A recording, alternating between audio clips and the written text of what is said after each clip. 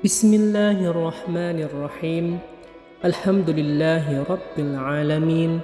Allahumma salli wa sallim ala Sayyidina Muhammadin wa ala alihi wa sahbihi ajma'in. Manaqib Habib Abu Bakar Bil-Faqih, Banda Aceh, seorang wali Allah yang bertemu dengan Nabi Muhammad sallallahu alaihi wasallam. Beliau Al-Habib Abu Bakar Bil-Faqih Tunku Dianjung adalah seorang ulama dan wali keturunan Nabi Muhammad sallallahu alaihi wasallam, berakidah al-sunnah wal jamaah, fikih syariat mengikuti mazhab Syafi'i dan tariqah Ba'alawi. Beliau Habib Abu Bakar Bil-Faqih lahir di kota Wali Tarim, Hadramaut. Di kota ini Habib Abu Bakar Bil-Faqih menimba ilmu dan belajar kepada ayahandanya, dan juga beliau belajar kepada ulama besar kota Tarim, seorang wali kutub. Guru beliau Al-Allamatud Dunya Habib Abdurrahman bin Abdullah bin Ahmad Bil-Faqih. Guru beliau Habib Abdurrahman Bil-Faqih ini mempunyai gelar julukan Al-Allamatud Dunya, ulama yang paling banyak ilmunya di dunia.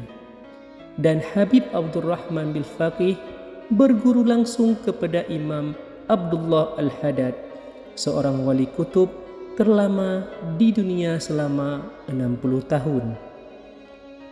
Berikut sanad ilmu Habib Abu Bakar Bil-Faqih Tunku Dianjung, menyambung kepada Imam Abdullah Al-Haddad Sahibur Ratib.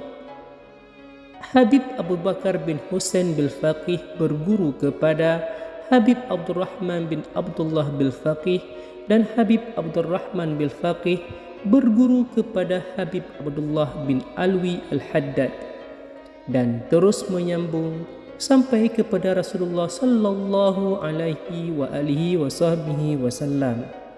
Tentang sanad ilmu terdapat di kitab Al-Iqdu Yawaqid wal Jawahir karangan Habib Idrus bin Umar Al-Habsyi. Adapun silsilah nasab Habib Abu Bakar Bil-Faqih yaitu Al-Habib Abu Bakar Bil-Faqih bin Husain bin Umar bin Abu Bakar bin Ahmad bin Habib Abdurrahman Bil-Faqih bin Muhammad bin Abdurrahman Al-Asqa bin Abdullah bin Ahmad bin Ali bin Muhammad bin Imam Ahmad Ash-Shahid bin Imam Al-Faqihil Muqaddam, Muhammad bin Ali bin Muhammad Sahib Mirbad bin Ali Khaliq Qasam bin Alwi bin Muhammad bin Alwi bin Ubaidillah bin Imam Ahmad Al-Muhajir bin Isa Ar-Rumi bin Muhammad Naqib bin Ali Al-Uradi bin Imam Ja'far As-Sadiq bin Muhammad bin Baghir bin Ali Zainal Abidin bin Husain bin Imam Ali bin Ali Talib dan Sayyidah Fatimah Az-Zahra binti Sayyidina wa Maulana Nabiyina Muhammadin sallallahu alaihi wa alihi wa sahbihi wasallam. Habib Abu Bakar bertemu Nabi setelah belajar di Tarim. Habib Abu Bakar Bil-Faqih atau Tunku Dianjung beserta teman-temannya Habib Abdurrahman Al-Idrus dan Habib Syekh Al-Jufri melakukan umrah ke Mekah dan menziarahi makam Nabi Muhammad di Madinah. Saat di kota suci Madinah, ketiga Habib berjanji untuk mengamalkan seluruh kitab Bidayatul Hidayah karangan Imam Al-Ghazali. Alhamdulillah, setelah semua kitab Bidayatul Hidayah diamalkan, ketiga habaib bertemu Nabi Muhammad sallallahu alaihi wasallam secara langsung dalam keadaan sadar atau yaqadhah. Lalu Nabi kita Muhammad memberi hadiah kepada masing-masing habib. Habib Abu Bakar Bil-Faqih diberi tongkat oleh Nabi dan diperintahkan ke Aceh. Sedangkan Habib Abdurrahman Al-Idrus diperintahkan ke Mesir dan dihadiahkan kitab tulis oleh Nabi. Dan Habib Syekh Al-Jufri diberi talam dan disuruh pergi dakwah ke Malabar, India. Dalil bertemu langsung dengan Nabi Muhammad sallallahu alaihi wasallam.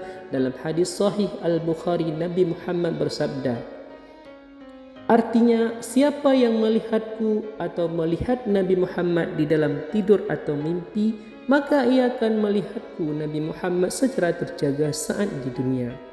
Dan masih banyak para wali bisa bertemu langsung dengan Nabi seperti Habib Abdullah Al-Haddad, Habib Abdullah Al-Idrus, Habib Umar Al-Attas, Habib Ali Al-Habsyi Saun, Habib Abu Bakar As-Segaf Gresik Jawa Timur, Habib Abdullah bil Faqih Malang Jawa Timur, Habib Ahmad bin Hasan Al-Attas Huraidah Yaman, Habib Abu Bakar Al-Attas Huraidah Yaman, Habib Muhammad bin Tahir Al-Haddad Tegal Jawa Tengah, Syekh Abdul Qadir Al-Jailani Iraq, Imam Ar-Rifai, Imam Suyuti Mesir, Imam Suyuti Mesir, Imam Junaidi Al-Baghdadi, Syekh Bayazid Al-Bustami, Syekhah Sultanah Az-Zubaidi, Imam Ahmad At-Tijani, Syekh Abdullah Basaudan. Para wali bisa bertemu Nabi secara langsung dalam keadaan terjaga adalah para wali tingkat tinggi yang melewati ratusan ribu makam kewalian. Dakwah dan karamah Habib. Setelah dapat perintah dari kakeknya, Nabi Muhammad SAW untuk berdakwah ke Aceh ataupun Indonesia, lalu pergilah Habib Abu Bakar bil Faqih ke Aceh, Indonesia. Dengan karamahnya, beliau Habib Abu Bakar bil Faqih atau Tunku Dianjuk menggunakan tongkat pemberian Nabi Muhammad, dipulkulkan tongkat itu ke tanah. Dari dalam tanah keluar gudang-gudang benda mulia, baik emas dan perak. Sebagaimana hal ini tertulis di dalam kitab Majmu' Kalam Habib Ahmad As-Segaf bin Abdurrahman As-Segaf, ayah Habib Abdul Qadir As-Segaf Jeddah.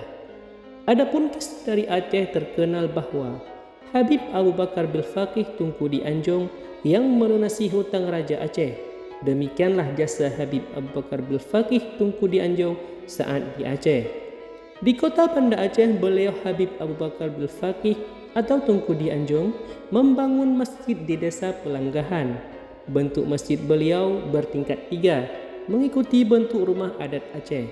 Habib Abu Bakar bil Faqih menikah dengan wanita Aceh, anak seorang ulai balang di daerah Ulai Karing, dan istri beliau meninggal.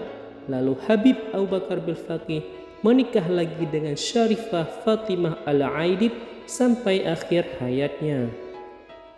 Habib Abu Bakar bil Faqih dipanggil oleh orang Aceh sebagai Tunku Dianjung. Maksudnya yaitu guru di Anjung. Anjung adalah rumah Aceh, guru di rumah Aceh, maka Habib dipanggil Tunku Dianjung. Sebagai ulama, Habib Abu Bakar bil Faqih atau Tunku Dianjung adalah murid ulama paling alim. Guru beliau Allamatud Dunia Habib Abdurrahman bil Abdullah bil Faqih. Maka di Aceh beliau sebagai ulama, tempat rujukan orang Aceh dalam menuntut ilmu. Habib berdakwah dan mengajar sampai ke kota Sigli atau Aceh Pidi. Di desa Pelanggahan Banda Aceh, Habib Abu Bakar bil Faqih juga membimbing manasik haji dan umrah bagi orang Aceh dan orang di luar Aceh, Palembang, Medan, Jawa, Padang, dan lain-lainnya. Wafat Habib Abu Bakar. Habib Abu Bakar bin Husain bil Faqih Tunku Dianjung wafat kembali ke rahmatullah pada bulan suci Ramadan tanggal 14 hari Jumat tahun 1196 Hijriah atau bertepatan 1782 Masehi. Dikuburkan di samping masjid beliau desa Pelanggahan. Di samping kubur beliau yaitu kubur istri beliau Syarifah Fatimah Al-Aidid. Semoga beliau Habib Abu Bakar bil Faqih dirahmati oleh Allah dan mendapatkan kebahagiaan di alam barzah, berkumpul bersama datuknya Nabi Muhammad sallallahu alaihi wasallam dan juga para salafnya. Kejadian tsunami 2004. musibah tsunami melanda Banda Aceh dan Melabuh dan sekitarnya, hingga ke wilayah Masjid Tunku di Anjong. Arus tsunami yang begitu dahsyat, air setinggi pohon kelapa, kurang lebih setinggi 15 meter. Masjid Tunku di Anjong pun terbawa tsunami. Namun, bangunan makam Habib Abu Bakar Bil-Faqih tidak roboh, tetap kokoh berdiri. Kejadian aneh pasca tsunami diceritakan oleh Habib Umar bin Hafiz yang diperoleh dari orang Aceh sendiri, bahwa saat tsunami air datang dari seluruh arah, ada seorang yang bersembunyi di dalam makam Habib Abu Bakar Bil-Faqih atau Tunku di Anjong, dan alhamdulillah orang itu selamat. Kejadian lain, sumur Habib Abu Bakar Bil-Faqih Tunku di Anjong di dekat makam tidak tercemar air tsunami, di mana sumur-sumur pada waktu tsunami banyak yang tidak bisa digunakan. Mewakafkan tanah, Habib Abu Bakar Bil-Faqih Tunku di Anjong juga mewakafkan tanahnya di desa Pelanggahan untuk tempat tinggal orang-orang Aceh, digunakan sampai sekarang. Begitu kedermawan Habib dan khidmah kepada umat Nabi. Habib Abu Bakar Bil-Faqih Tunku di Anjong juga menulis selawat, tertulis di kitab Al-Mawaid fi Syattal Fawaid karya Habib Abu Bakar bin Yahya Surabaya. Demikian tentang manaqib Al-Habib Abu Bakar bin Husain bin Faqih Tunku di Anjong. Semoga bermanfaat dan semoga kita bisa mengikuti beliau. Amin ya rabbal alamin. Wassalamualaikum warahmatullahi wabarakatuh. Catatan ini tulisan dari Tunku Dendi.